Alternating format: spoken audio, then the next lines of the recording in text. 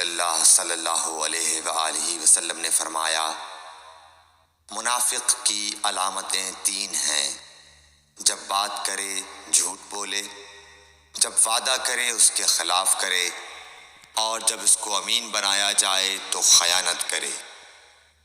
صحیح بخاری حدیث نمبر 33۔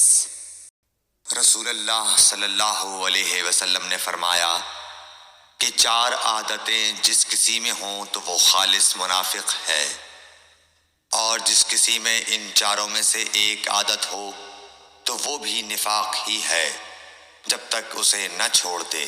وہ یہ ہیں: جب اسے امین بنایا جائے تو امانت میں خیانت کرے، اور بات کرتے وقت جھوٹ بولے، اور جب کسی سے عہد کرے تو اسے پورا نہ کرے، اور جب کسی سے لڑے تو گالیوں پر اتر آئے۔